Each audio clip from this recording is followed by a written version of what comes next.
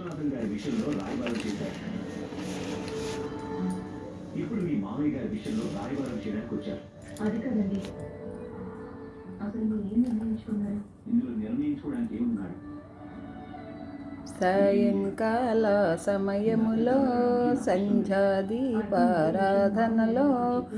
వచ్చును తల్లి మహాలక్ష్మి, వచ్చును తల్లి వరలక్ష్మి.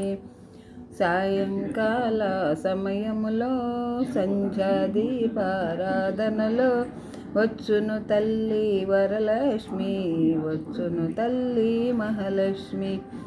పాల సముద్రుని పుత్రికరా పరంధాముని ప్రాణసతి, రావమ్మ ఇక రావమ్మ మము కరుణించు రావమ్మ.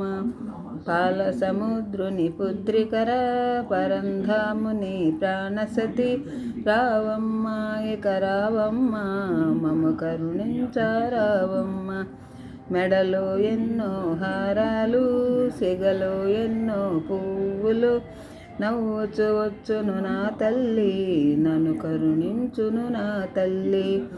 మెడలో ఎన్నో హారాలు, సిగలో ఎన్నో పువ్వులు, నవ్వుచు వచ్చును నా తల్లి, నన్ను కరుణించును నా తల్లి. నన్ను కరుణించును నాయమ్మ, నన్ను కాపాడు నాయమ్మ, నన్ను కరుణించు నాయమ్మ, నన్ను కాపాడు నాయమ్మ. సాయంకాల సమయములో సంధ్యాదీపారాధనలో వచ్చును తల్లి మహాలక్ష్మి, వచ్చును తల్లి వరలక్ష్మి. నన్ను దయచూడు నాయమ్మ, నన్ను కడతేర్చును నాయమ్మ, నన్ను దయచూడుము నాయమ్మ, నన్ను కడతేర్చును నాయమ్మ.